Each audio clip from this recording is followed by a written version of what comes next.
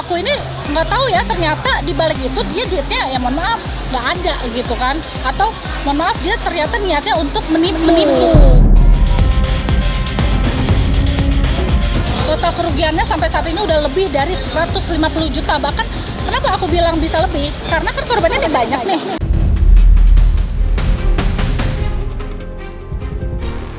Ibu yang katanya owner skincare itu ya pajaknya dibayar ya itu yang puluhan miliar ya. Kalau misalnya ada track record ngutang sama pabrik tuh mendingan lu diam aja deh daripada gua kuliti semua.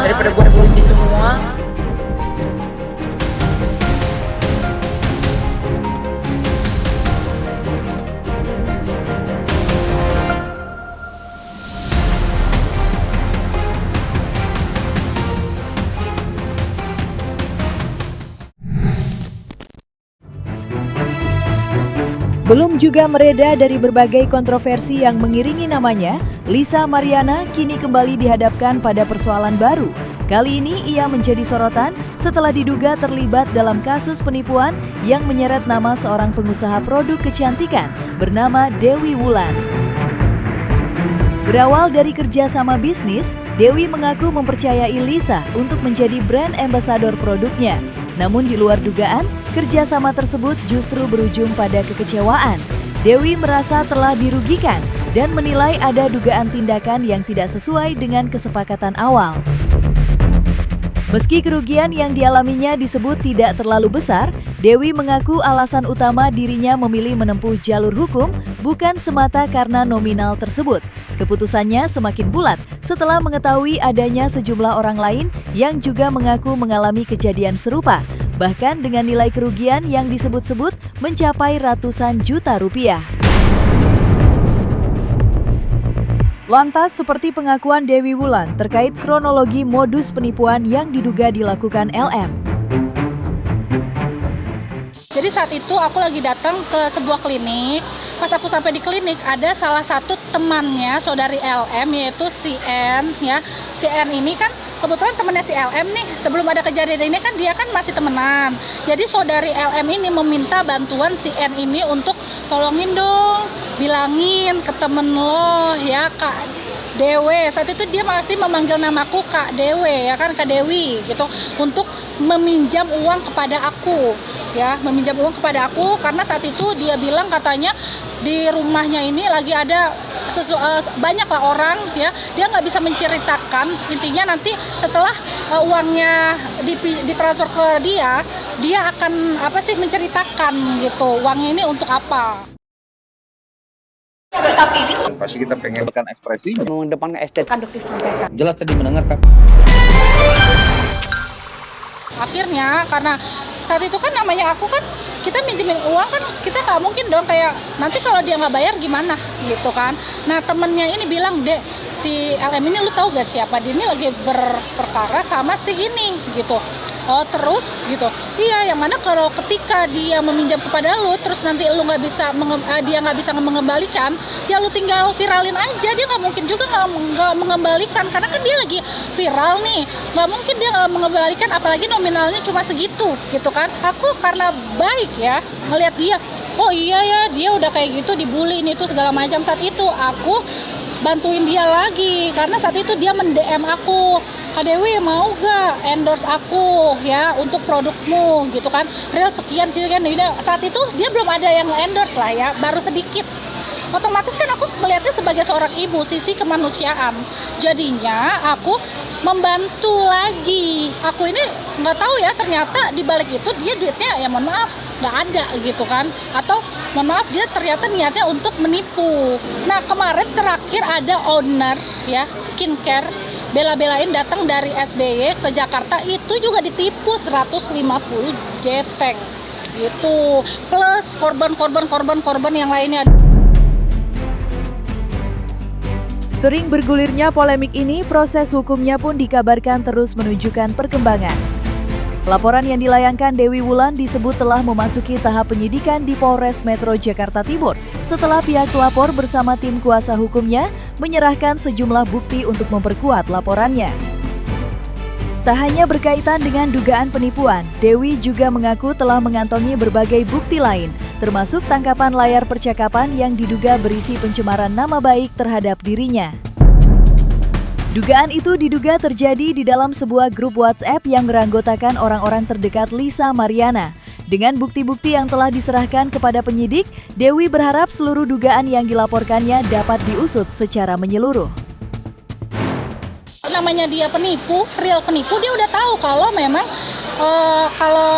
peminjaman uang itu agak sulit ya untuk dipidana, lebih ke perdata. Tapi setelah kita kulik, alhamdulillah ya, ini kan jalan.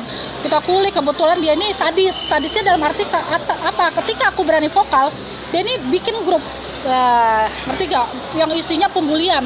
Untungnya lawyer aku ini pintar, ketika bikin grup, kan aku diserang tuh, dia kayak ngasih nomor handphone aku dong, sampai ada temennya tuh yang bully aku. Dasar Dewi, ini ngata-ngatain dengan, ya mohon maaf ya, yang nggak pantas. Akhirnya lawyer aku bilang, kalau memang nanti ada yang WA Wulan pakai nomor yang nggak dikenal, kasih aja nomor abang. Nah, aku kasih, dimasukin ke grup pembuliannya. Lawyer aku dimasukin, dikata-katain, lawyer sama grup-grupnya dia itu, sampai lawyer aku dibuat stiker. Nah, dari situlah sama lawyer aku dirangkai ya. Akhirnya alhamdulillah LP aku naik karena lawyer aku dimasukin ke grup dia yang mana isinya itu pembulian juga. Kan bertambah dong ya bukti-buktinya. Akhirnya aku melaporkan dia atas 2 LP. Yang pertama tentang pajamas, yaitu baju tidur ya, penipuan. Yang kedua peminjaman uang. LP-nya dua-duanya diterima. Akhirnya alhamdulillah qadarullah ya. Ternyata di peraturan yang terbaru ya, jadi bisa nih dengan dia, memang nominalnya kecil kalau dilihat ya untuk yang LP pajamas baju tidur, tapi karena korbannya banyak, wah bisa diakumulasikan sampai LP-nya ini alhamdulillah ya bisa naik sidik gitu. Nah, ini yang paling terpenting ya, harapannya dalam kasus ini adalah tolong banget kalau kalian aware, kalau kalian ingin Indonesia maju ya, udah deh mulai dari sekarang, dari hal kecil. Dia ini kan penipu, nggak usah lagi dikasih panggung ya. Dia ini mempergunakan keviralannya untuk banyak menipu orang dan korban ini sudah banyak. Kalau orang seperti dia ya udah tahu salah, udah tahu kita para korban, barisan para korban ini udah menginformasikan dia ini lagi ada kasus penipuan.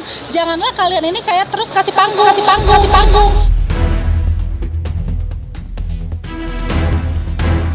Di tengah ramainya perbincangan yang terus bergulir di media sosial, Lisa Mariana rupanya memilih untuk tidak tinggal diam.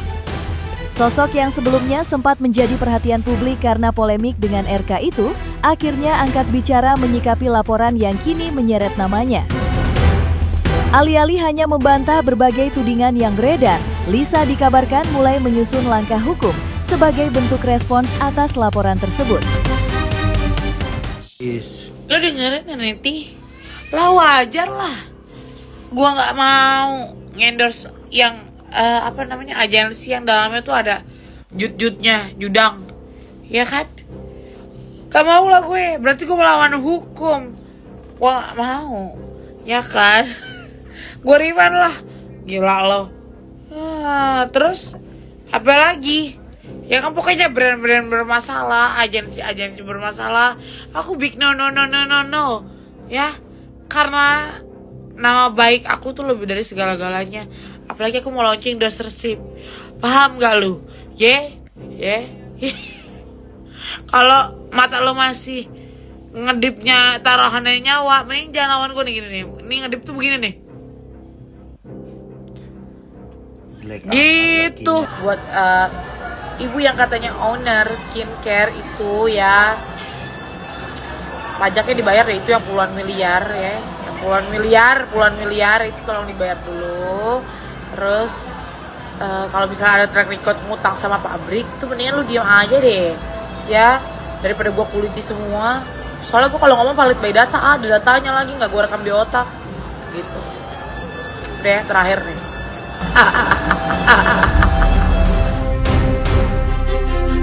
Respons yang ditunjukkan Lisa Mariana pun sontak mengundang perhatian dari berbagai pihak. Salah satunya datang dari praktisi hukum Herdian Saksono yang juga dikenal sebagai kuasa hukum Ayu Aulia.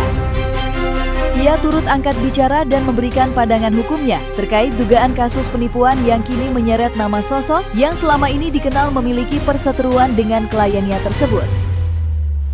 Yang jelas kalau namanya ada dugaan penipuan, kuncinya satu, dia ada nggak bukti transaksi, kemudian atau bukti percakapan, kemudian ada bukti pengiriman barang, dan memang ada bukti akad. Nah, akadnya apa? Endorse ini memang agak unik ya, karena memang ketika orang berbincang, kemudian dia menyepakati sesuatu, ada akadnya itu cuma lewat dunia maya semua ya, sosial ya. Artinya kan otomatis DM-an bisa jadi akad. Nah, makanya saya pikir memang mesti clear and clean, yang jelas dia ini mau kemana, si Lisa. Bisa juga itu merupakan one prestasi, karena belum tentu perkaranya yang dia perjanjikan itu belum selesai. Nah, dia akan diberikan kemudian. Batas waktunya kapan? Nah, apakah dia sudah melewati batas waktunya atau belum? Nah, disitulah yang makanya ada unsur-unsur di dalam tindak pidana itu yang wajib dibuktikan. Ya, yang jelas kalau namanya sudah ditemukan dua alat bukti permulaan dan sudah ada peristiwanya dianggap itu ada dugaan tindak pidana, mau nggak mau terlapornya siapa? Misalnya terlapornya langsung nih Lisa Mariana karena dia terima transferan misalnya, ya dia dengan mudahnya jadi tersangka. Munculnya respons dari Lisa Mariana pun diperkirakan akan membuat polemik ini semakin bergulir panjang. Pasalnya, masing-masing pihak ini sama-sama menunjukkan kesiapannya untuk mempertahankan pendirian, sehingga perselisihan yang terjadi dinilai berpotensi berlanjut hingga memasuki ruang persidangan. Menanggapi perkembangan tersebut, Herdian Saksono berpandangan bahwa peluang penyelesaian melalui mekanisme restoratif justice nantinya tidak akan mudah terwujud. Menurutnya, hal itu sangat bergantung pada sikap kedua belah pihak serta pembuktian yang nantinya diajukan selama proses hukum berlangsung. Jika nantinya Lisa Mariana tidak mampu membantah atau membuktikan dalil yang menjadi pokok persoalan, maka jalan damai dinilai akan semakin sulit untuk dicapai. Kuncinya karena di KUHP terbaru dan KUHP yang terbaru itu mengedepankan restoratif justice. Karena yang dahulu KUHP lama itu dan KUHP lama itu mengedepankan namanya crime control. Nah, kalau yang sekarang itu due process of law, artinya proses penegakan hukum secara benar. Yang kita lihat, Lisa bisa diselamatkan dengan caranya sendiri, yaitu dengan berdamai dengan pelapor. Nah, kalau dia tidak menempuh restoratif justice, artinya akan sulit dia berlindung di balik apapun karena dia harus membuktikan dirinya tidak bersalah di muka persidangan. Yang jelas, restoratif justice itu harus dikedepankan. Artinya memang ketika kerugian material itu sudah tidak ada lagi, memang tidak ada lain dan tidak bukan perkaranya wajib dihentikan. Akan tetapi ketika memang waktunya itu misalnya sudah berlalu ya, ketika misalnya yang ini belum diselesaikan, nah tiba-tiba ini udah P21 misalnya udah selesai, dia mau tetap berdamai, nah jaksa pun bisa mengedepankan itu restoratif justice itu sebelum jalannya muka persidangan. Artinya pertanyaan soal restoratif justice di polisi, di kejaksaan maupun nanti di persidangan itu akan selalu dipertanyakan ke pelapor dan terlapor. Apakah kalian ingin berdamai untuk perkara dengan delik aduan?